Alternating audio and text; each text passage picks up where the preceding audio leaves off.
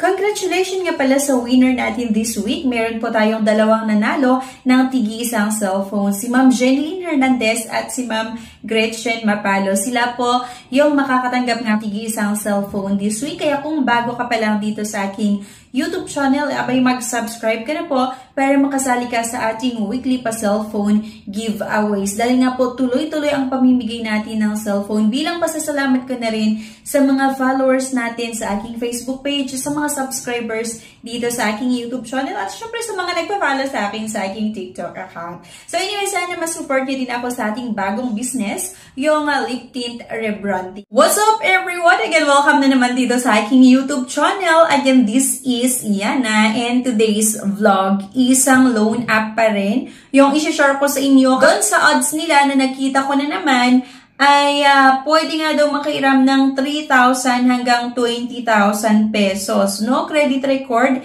and less document required. And mabilis nga daw yung pag-process nila ng inyong loan application. So, loan from 3,000 to 20,000. Ayan. So, parang mahihikayat ka talaga na subukan kapag nakakita ka ng ganitong mga odds, diba?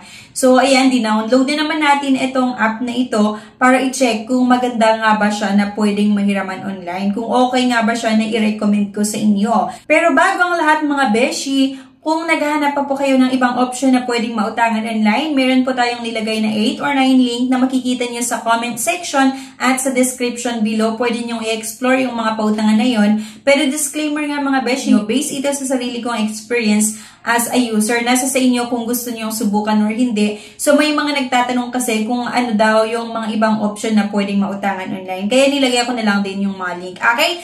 If declined sa bank and other loan apps, pwede niyong subukan yung ibang options. See the links sa description at sa comment section below. Click the link and apply. Disclaimer, try or apply at your own risk.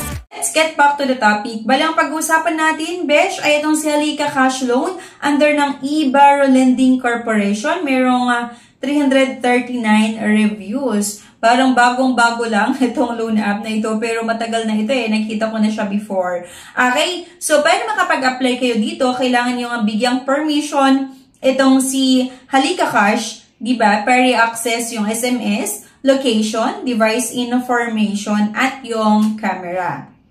Okay? Kapag nag-okay kayo or nag-agree kayo, makikita nyo nga na loan amount ay 3,000 pesos. And reminder, please repay through the app, our payment channel or GCash, Mlulier, RD Pawn Shop, 7-Eleven, and etc.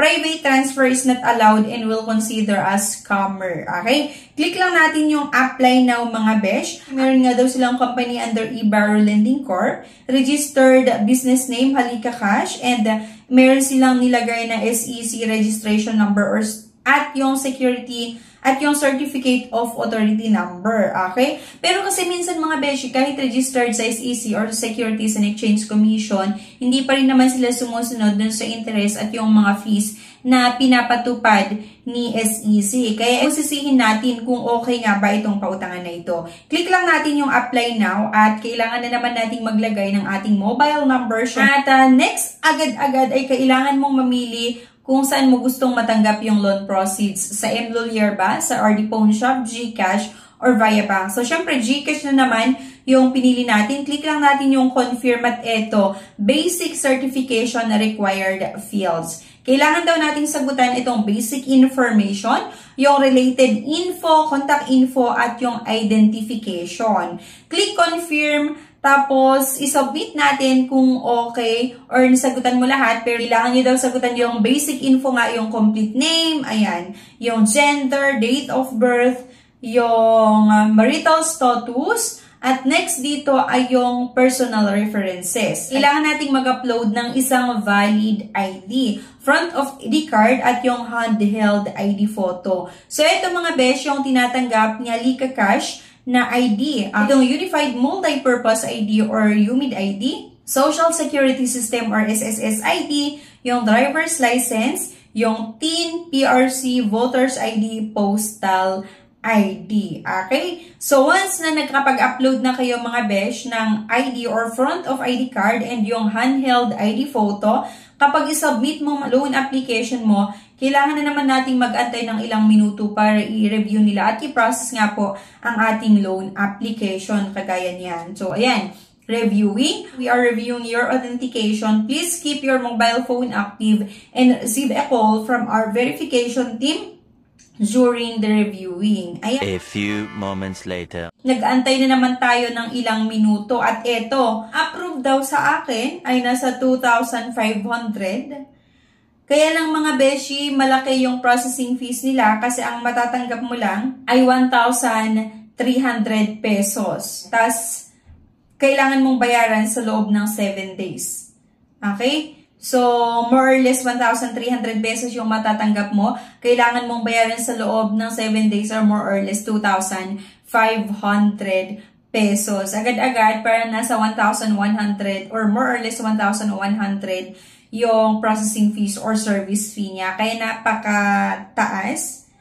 Ayan, kaya hindi ko siya nire-recommend sa inyo. Parang halos buong this week ata yung ginawa natin ng ating honest review ay hindi maganda. Pero yun, sa mga susunod na video, itry natin na maghanap talaga ng mga loan app na pwede kong mai-recommend sa inyo na pwede nyo mautangan online. At kung naghanap nga po tayo ng ibang option na pwedeng mautangan, i-check nyo yung ibang na-upload natin, yung mga ni-recommend ko na iba't ibang mga pautangan online. At meron nga din tayong nilagay na ibang option pa sa comment section at sa description below. Pwede nyo i-click yung mga link na yan at i-explore, i-check kung ano yung may pinakamagandang nag-o-offer or nagpapautang online na pwede nating mahiraman kapag kailangan natin ng pera para sa mga pang-emergency nga. So, meron ako nilagay na 8 or 9 link na makikita nyo nga po sa comment or sa description below. Pero nasa sa inyo pa rin kung gusto nyo subukan or hindi. Disclaimer, bali-based lang ito sa sarili kong experience as a user. Nasa sa inyo pa rin kung gusto nyo subukan or hindi. Ayan. So, anyway, ano sa tingin nyo? Okay ba itong si Halika Cash or hindi? Sana i-comment nyo kung meron kayong experience na hindi maganda or maganda sa pautangan na ito. Maaring meron kayong na-experience sa mga customer service nila or sa mga agent nila. Sana i-comment nyo para nga po mabigyan natin ng babala yung mga bago pa lang or yung mga iba na naghahanap ng mautangan online. Para diba alam nila kung ano yung possible na may experience nila bago nila subukan na umutang dito sa Halika Cash loan. Okay? So anyway, thank you for watching. Please don't forget to click the subscribe button. Sana i-like nyo yung video na ito at i-share nyo na rin. Thank you guys and bye-bye.